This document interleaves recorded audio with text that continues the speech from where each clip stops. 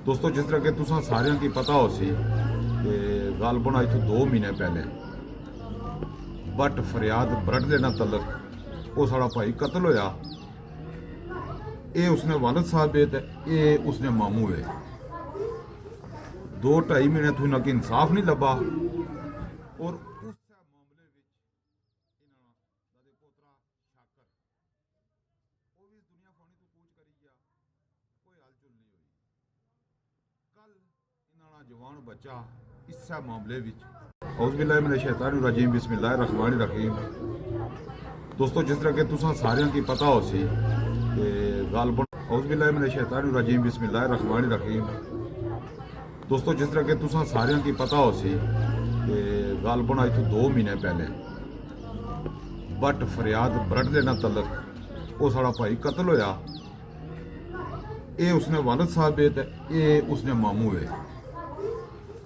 2-2.5 महीने तो इन्हें इंसाफ नहीं लभा और उस मामले विच इन्हां दा पोतरा शाकर वो भी इस दुनिया फानी तो कूच करी गया, कोई हलचल नहीं हुई। कल इन्हां जवान बच्चा इस मामले विच वो भी अल्लाह की प्यारा हो गया।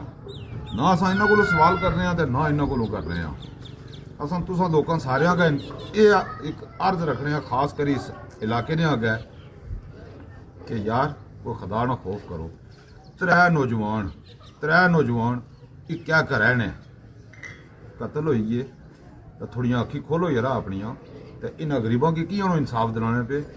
इस प्यू नी लात तको जिस प्यू की आसरा होना कि माड़ी लात जवान होई तो माड़ा सहारा बन सी तो उह लात जिला अखी ने सामने जाए ना तो मोह प्यूर बड़ी औखी गुजरनी है। वो ना जीने ना स्वाद रहना तो ना मरने ना।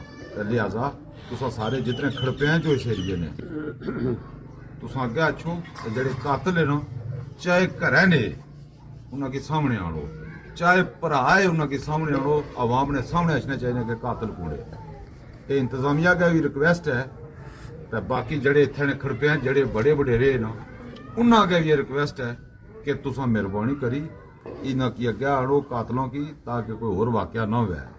ये ब्रट लिया तक की जलानी एक ना सी इस एरिए ना तो लोग हसने बेइज्जती होनी, जिले बाहर लोग बने ना वो जने मरी गए उत्थे कोई नहीं रहे तो बड़ी बेइज्जती है दोस्तों। लिहाजा ये थोड़ा जा इस मामले की गौर फिक्र करो। अज इन्होंने नाल कल तुसा नाल माड़े नाल दूए त्री हर बंदे नाल होई सकना। लिहाजा इन्हां पर कोई रहम करो, इस प्यू पर ला तक नहीं होना, इस पर कोई रहम करो तो कातलों के सामने आड़ो। तो इंतजामिया का भी खास रिक्वेस्ट है कि बराए मेहरबानी कोई ढिल कोई मठ ना करो तो इन्हों की इंसाफ दो।